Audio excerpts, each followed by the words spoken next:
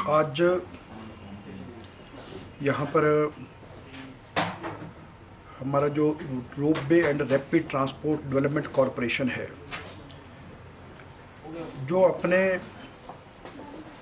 हमारे प्रोजेक्ट्स हैं, जो रोपवेज इत्यादि हैं, उनके अतिरिक्त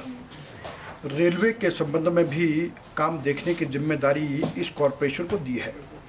तो उसके माध्यम से आज हमने यहाँ पर इस कॉरपोरेशन के माध्यम से रेलवे के हिमाचल प्रदेश में जितने प्रोजेक्ट्स चल रहे हैं और जो आने वाले दिनों में संभावित हैं, उन सब पर एक रिव्यू मीटिंग की है। और इस रिव्यू मीटिंग में हमारे ट्रांसपोर्ट डिपार्टमेंट के ऑफिसर्स और बिलासपुर, ऊना और सोलन के डिप्टी कमिश्नर्स और फॉरेस्ट के ऑफिसर्स और फिर जो यहाँ पर दिल्ली से रेलवे के जो ईडी हैं, अम्बाला, फिरोजपुर, चंडीगढ़ और यहाँ पर जो भी रेलवे के अधिकारी हैं, वो सब भी वीडियो कॉन्फ्रेंस के माध्यम से जुड़े और हमने जितने भी यहाँ के रेलवे के जो प्रोजेक्ट्स हैं हमारे, उन सब पर उनसे विस्तृत रूप में जानकारी ली है।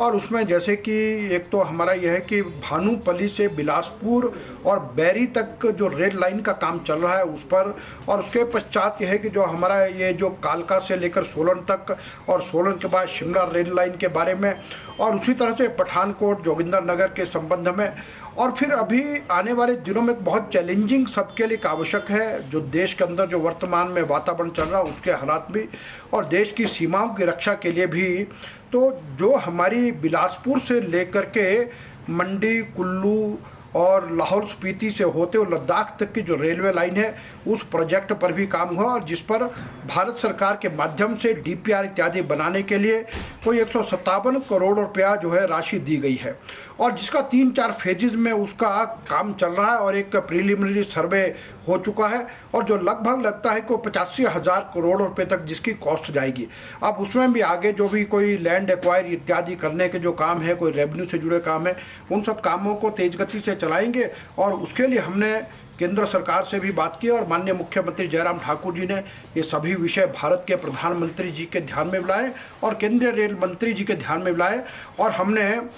रेलवे मंत्रालय को और उनके अधिकारियों को ये कहा है कि हिमाचल प्रदेश की सरकार की ओर से इन सब कामों को बढ़ाने के लिए जिस भी तरह की जो भी सहयोग की आवश्यकता है वो हम करेंगे। सर, जो लेह रेल लाइन है उसका जो सर्वे हुआ है, क्या वो फाइनल स्टेज में पहुंच गया है? उसको आगे गति कैसे दी जाएगी? देखिए, वो हम ये कह सकते हैं कि दुनिया के सबसे ऊंचाई वाले क्षेत्र में जाने वाली एक रेल लाइन होगी और इसलिए उसका जो सर्वे और इत्यादि जितनी चीज़ें हैं उनको दुनिया की जो सबसे, हम ये कह सकते हैं कि जो विश्व स्तर की जो सबसे जो अच्छी जो टेक्नोलॉजीज है उसके माध्यम से उसके सबके काम चले हैं, लेकिन उसको बहुत तेज़ गति से सभी लोग कर रहे हैं। तो इसलिए अब जैसे सब वो फाइनल होता तो उसके बाद इसको प्रारंभ करने के लिए आगे बढ़ेंगे।